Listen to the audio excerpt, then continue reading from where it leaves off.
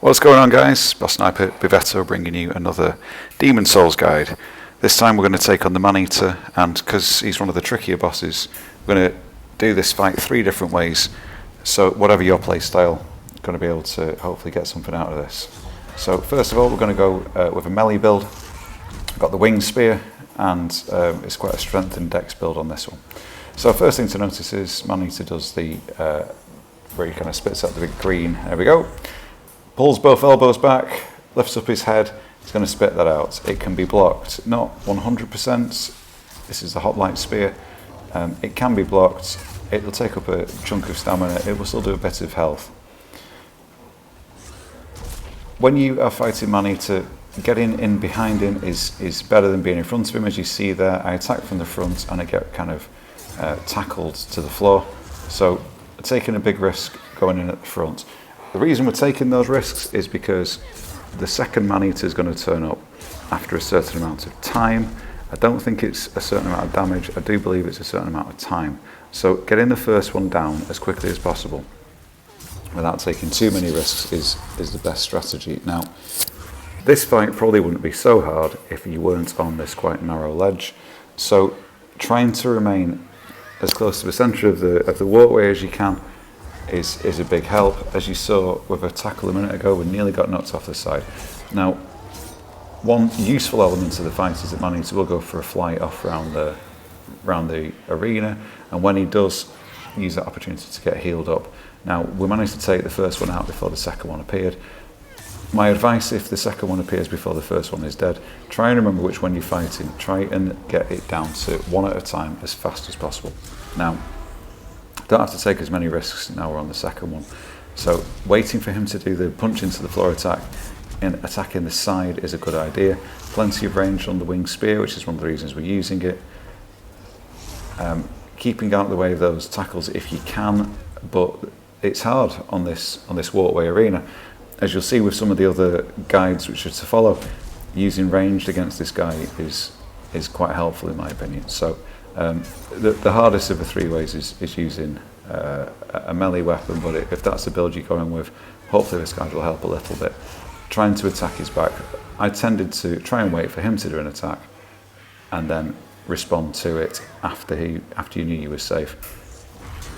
When he's in front of you like that, just doing a block was quite helpful. The more you roll about, the more chance you've got of rolling off the side. And you can see you can actually cut the tail off if you attack him enough from behind. So I hope that was helpful. That's the melee guide. Now we're going to have a look at it as a mage. Both of the first 2 guides, the melee and the mage, are both new game builds, so relatively understated characters. Now we're using the fireball spell, and I don't know whether he's specifically weak to fire or not, but being able to get him at range is a far easier thing to do. Not quite sure how that one managed to go over his head. I don't think that happens again. I don't think that's a major concern with him. I think I was maybe just a little bit unlucky with that. So keeping out the way, keeping your health up, because obviously you're probably not going to be as well armoured or well defended. You don't want to be standing underneath that punch attack which he does, but yeah, I'm keeping my shield up. It's just I think it's just a buckler shield. That green stuff he's spitting at me is hurting a ton. The other thing to keep your eye on, obviously, as a mage, is keeping your magic levels high. So bringing some spice with you into the fight is a good idea. You'll see that I've brought absolutely tons of health items. It is quite a difficult fight. So plenty of spice, plenty of healing items, and then really just trying to get the DPS on him as much as you can before the second one turns up. So we've actually taken quite a long time with this, not really been particularly efficient with the attacks. So getting a few fireballs off, as you see, each one does a decent chunk of his health, and the fact that you can hit him while he's in the air is very, very helpful as well. You don't have to wait for him to come back, although obviously you can move out of the way. So second Maneater incoming. Haven't managed to get this one down fast enough, so don't panic. Try and take out the first one as quick as you can. before the second one starts causing chaos. Otherwise, this is going to be a really short fight. So the fact that they've lined themselves up is helpful, just means it's easier to keep an eye on them. A couple more fireballs will do it. And the first one is now dead. So, calm down, refocus on the second one. It's still tricky just given the dynamics of the area, but I'm never quite sure what happens to them when they start holding their heads and some green stuff comes out. It's an ideal opportunity to stick a few fireballs in the back. So this isn't a particularly clean fight.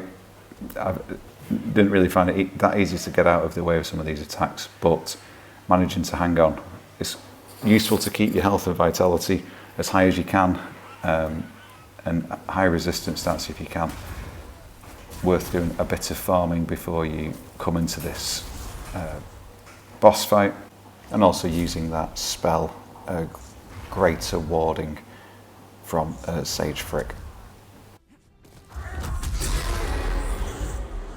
One difficulty is when you're trying to keep away from him, just simply rolling backwards isn't good, because that tackle which he does seems to go on for a long time. If you can roll underneath his armpit as he comes forward, that's ideal, but getting the timing of that is difficult. As you see, I just tried to do it there, and if you get the timing slightly off, it's quite hard. But the fact that you can move back to out of range of some of the attacks, the fact that you can just throw the fireballs at him, I think this was easier than the wing spear. Even though it was a cleaner fight with the wing spear, I actually preferred this fight with the fireballs.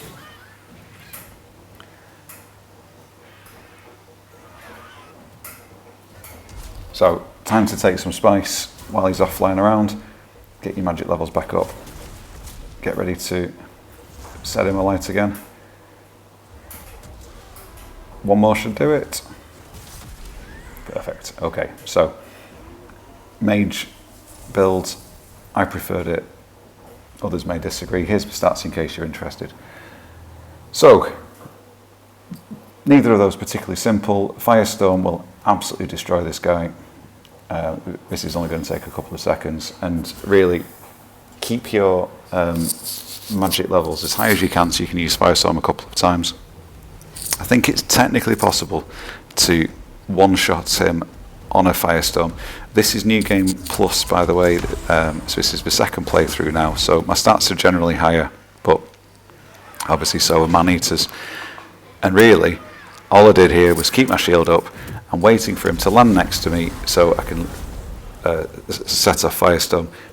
Virtually killed him with one. The first element of it was going to do about a third, I think.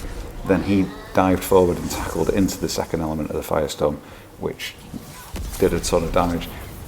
I just pulled out my Crescent Falchion just to finish him off rather than waste any more magic. The only real challenge here is just making sure that you've got enough magic points to use your next Firestone, and then it's just a case of just setting one off around him and burn him to the floor. I hope that was helpful, guys. Leave me a like and a comment below. See you next time.